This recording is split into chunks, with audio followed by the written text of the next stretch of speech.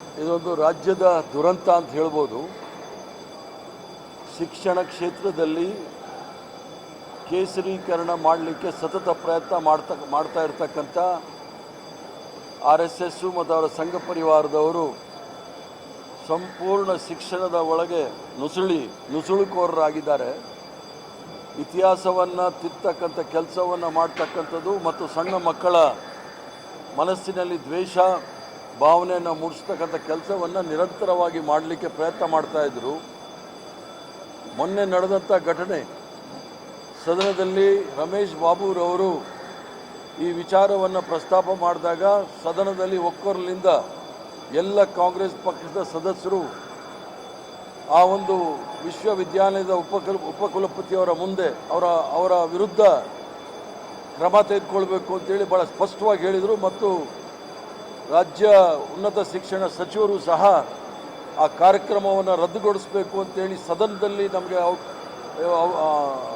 ಸದನದಲ್ಲಿ ನಮಗೆ ಆಶ್ವಾಸನೆ ಕೊಟ್ಟ ನಂತರವೂ ಸಹ ಅಲ್ಲಿ ಕಾರ್ಯಕ್ರಮ ನಡೆದಿರೋದು ನೋಡಿದಾಗ ಸಂಪೂರ್ಣವಾಗಿ ಸಂಘ ಪರಿವಾರದ ಕಾರ್ಯಕರ್ತರು ಮತ್ತು ಪ್ರಚಾರಕರನ್ನ ಕರೆದು ಕಾರ್ಯಕ್ರಮ ಮಾಡಿರ್ತಕ್ಕಂಥದ್ದು ನೋಡಿದಾಗ ಇದು ರಾಜ್ಯ ಸರ್ಕಾರದ ವಿರುದ್ಧವೇ ಪಿತೂರಿ ಮಾಡಿರ್ತಕ್ಕಂಥ ಈ ಒಂದು ಸಂದರ್ಭದಲ್ಲಿ ಆ ಒಂದು ಉಪಕುಲಪತಿಯವರು ಕರ್ನಾಟಕ ರಾಜ್ಯದ ವಿಧಾನ ಪರಿಷತ್ತಿನ ಏನು ಒಂದು ನಿರ್ಣಯ ಇತ್ತು ಅದರ ವಿರುದ್ಧ ನಡ್ಕೊಂಡಿರೋದ್ರಿಂದ ಅವರ ವಿರುದ್ಧ ಹಕ್ಕುಚ್ಯುತಿ ಮಂಡನೆ ಮಾಡಿ ತತ್ಕ್ಷಣ ಅವ್ರನ್ನ ಸಸ್ಪೆಂಡ್ ಮಾಡಬೇಕು ಅಂತೇಳಿ ನಾನು ಆಗ್ರಹ ಮಾಡ್ತೇನೆ.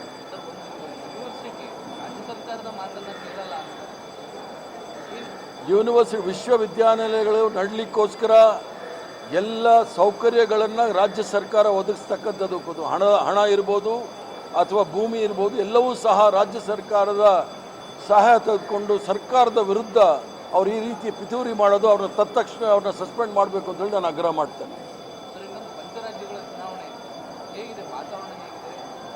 ಪಂಚರಾಜ್ಯದಲ್ಲಿ ಚುನಾವಣೆಯಲ್ಲಿ ಭಾರತೀಯ ಜನತಾ ಪಾರ್ಟಿಯವ್ರದ್ದು ಎಲ್ಲೂ ಏನೂ ಇಲ್ಲ.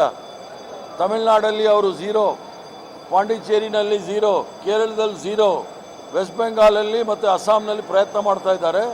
ಅದೇನೇನಾಗುತ್ತೆ ಅದಕ್ಕೋಸ್ಕರ ಸಂಪೂರ್ಣವಾಗಿ ಎಲೆಕ್ಷನ್ ಕಮಿಷನ್ನ ಅವರ ಒಂದು ಅಂಗವಾಗಿ ಮಾಡಿಕೊಂಡಿದ್ದಾರೆ ಭಾರತೀಯ ಜನತಾ ಪಾರ್ಟಿಯವರು.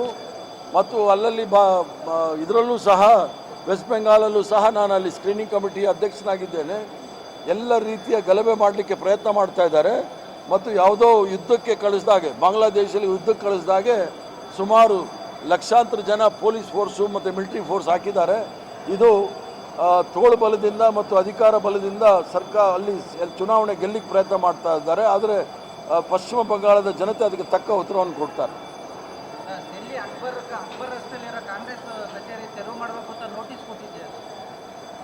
ಈಗ ಭಾರತೀಯ ಜನತಾ ಪಾರ್ಟಿಯವರು ಎಷ್ಟು ಜಾಗದಲ್ಲಿ ಅವರು ಕಚೇರಿಗಳನ್ನ ಇಟ್ಕೊಂಡಿದ್ದಾರೆ ಅಂತ ನೋಡಬೇಕು. ಕರ್ನಾಟಕ ರಾಜ್ಯದಲ್ಲೇ ನೋಡಿ ಎಷ್ಟು ಜಾಗದಲ್ಲಿ ಅವರು ಜಾಗಗಳನ್ನ ತೆಗೆದುಕೊಂಡಿದ್ದಾರೆ ಅಂತ ಹೇಳಿ. ಚಾಣಕ್ಯ ಯೂನಿವರ್ಸಿಟಿ ಅಂತ ಹೇಳಿಬಿಟ್ಟು 106 ಎಕರೆನ 50 ಲಕ್ಷ ರೂಪಾಯಿದಲ್ಲಿ ತಗೊಂಡಿದ್ದಾರೆ. ಆ ರೀತಿ ಭಾಳಷ್ಟು ಅವ್ಯವಹಾರ ಮಾಡಿರ್ತಕ್ಕಂಥ ಈ ಸಂಘ ಪರಿವಾರದವರು ಕಾಂಗ್ರೆಸ್ ಪಕ್ಷದ ಹಳೆಯ ಕಚೇರಿಯನ್ನು ಖಾಲಿ ಮಾಡಿಸ್ಲಿಕ್ಕೆ ನೋಟಿಸ್ ಕೊಟ್ಟು ಪ್ರಯತ್ನ ಮಾಡ್ತಾ. ಇದಕ್ಕೆಲ್ಲ ನಾವು ಜಗ್ಗವರಲ್ಲ ಬಗ್ಗವರಲ್ಲ. ಆ ಥರ ಕಾಂಗ್ರೆಸ್ ಪಕ್ಷದ ಕಚೇರಿ, ಯುವ ಕಾಂಗ್ರೆಸ್ ಪಕ್ಷದ ಕಚೇರಿ ಇವರು ನೋಟಿಸ್ ಕೊಟ್ಟು ಖಾಲಿ ಮಾಡಬೇಕಂದ್ರೆ ಎಲ್ಲ ಸಂಘ ಪರಿವಾರದ ಭಾರತೀಯ ಜನತಾ ಪಾರ್ಟಿಯವರು ಅನಧಿಕೃತವಾಗಿ ಆಕ್ರಮಿಸ್ಕೊಂಡಿರ್ತಕ್ಕಂಥ ಎಲ್ಲ ಜಾಗವನ್ನು ಸಹ ಖಾಲಿ ಮಾಡಬೇಕು. ಇಲ್ಲಾಂದರೆ ನಾವು ಅದರ ವಿರುದ್ಧ ಅಲ್ಲೇ ಹೋಗಿ ಪ್ರದರ್ಶನ ಮಾಡ್ತೇವೆ. ಕಾಂಗ್ರೆಸ್ನ ಹಿರಿಯ ನಾಯಕರು ಸ್ಪೀಕರ್ ಅವರು ಸರ್ಕಾರದ ಮಧ್ಯಮಾವಧಿಯಲ್ಲಿ ಗ್ರೂಪ್ ಫೋಟೋ ತೆಗೆಸಿದ್ದಾರೆ ಸರ್. ಅದೇನು ಸ್ಪೀಕರ್ ಬದಲಾವಣೆ ಸಂದೇಶನ ಅಥವಾ CM ಬದಲಾವಣೆ ಸಂದೇಶನ? ಯಾವ ಬದಲಾವಣೆ ಸಂದೇಶ ಇಲ್ಲ. ಎಲ್ರಿಗೂ ಫೋಟೋ ತೆಗೆಸ್ಕೊಳ್ಬೇಕು ಅಂತ ಒಂದು ಹಂಬಲ ಇರುತ್ತೆ, ಅದನ್ನು ತೆಗೆಸ್ಕೊಂಡಿದ್ದಾರೆ. ಈ ಒಂದು ಸುದೀರ್ಘವಾದ ಬಜೆಟ್ ಸೆಷನ್ದಲ್ಲಿ ಒಳ್ಳೆ ಫೋಟೋ ಬರಲಿ ಅಂತೇಳಿ ಅದು ತೆಗೆದುಕೊಂಡಿದ್ದಾರೆ. ಯಾಕಂದರೆ ವಿಧಾನ ಪರಿಷತ್ತಿನಲ್ಲಿ ಕೆಲವರೆಲ್ಲ ನಾವು ನಿವೃತ್ತಿ ಹೊಂದ್ತಾ ಇದ್ದೀವಿ, ಆ ಫೋಟೋ ನಂತರ ಅವ್ರದ್ದು ಫೋಟೋ ಇರಲಿ ಅಂತ ಹೇಳಿದ್ದಾರೆ. ಅವರ ಇಚ್ಛೆ ವಿನಃ ಇದರಲ್ಲಿ ಬೇರೆ ಮೊಸರಲ್ಲಿ ಕಲ್ಲು ಉಳ್ಕೋದು ಬೇಡ. ಸರ್ಕಾರದ ಅಂತಿಮಾವಧಿಯಲ್ಲಿ ಗ್ರೂಪ್ ಫೋಟೋ ನಡೆಯುತ್ತೆ ಸರ್ ಕೊನೆ ಅಧಿವೇಶನದಲ್ಲಿ. ಈಗ 3 ವರ್ಷ ಎಲ್ಲಾದರೂ ಕಾನೂನು ಸಂವಿಧಾನ ಇದೆಯಾ ಸರ್ಕಾರದ ಕೊನೆಯ ಅವಧಿಯಲ್ಲಿ ಆಗಬೇಕು ಅಂತ? ಭಾರತೀಯ ಜನತಾ ಪಾರ್ಟಿಯವರು ಅದರಲ್ಲಿ ಇದ್ರಲ್ಲ ಫೋಟೋನಲ್ಲಿ, ಗ್ರೂಪ್ ಫೋಟೋದಲ್ಲಿ. ಆದರೆ ಅವ್ರು ಸರ್ಕಾರ ಮಾಡ್ತಾರೆ ಅಂತನಾ? ಸೊ ಇವೆಲ್ಲ ಊಹಾಪೋಹಗಳಿಗೆ